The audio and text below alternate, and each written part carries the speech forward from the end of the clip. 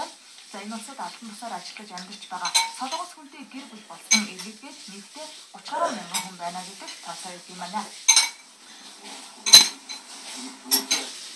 Уулын салбарт дэвлэгдсэн замын асуудал хамгийн хүндрэлтэй асуудал болсоор ирсэн.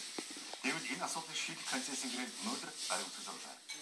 Нүүрсний тэв хамгийн хийгдэж байгаа нарийн спатаас ширээ бүрэн боомхон зүйлийг 47.5 км хатуу болчихлоо барьж явуулахаар болсон байна.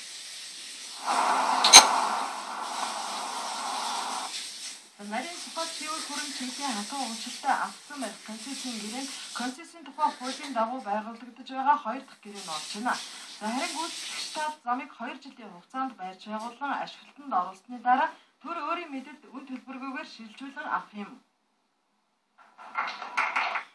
Энэ зориулан гарч байгаа хөрөнгийг бол өнөөдөр төсвөө шууд гаргах юм болцоо заарлагдмал. Тийм учраас тендер зарласан.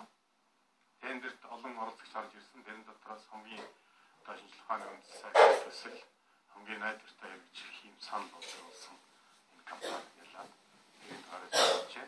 2014 онд эднээс нэг 19 сая тонн орчим нүүр тээвэрлэхээр байгаа, олборлохоор байгаа.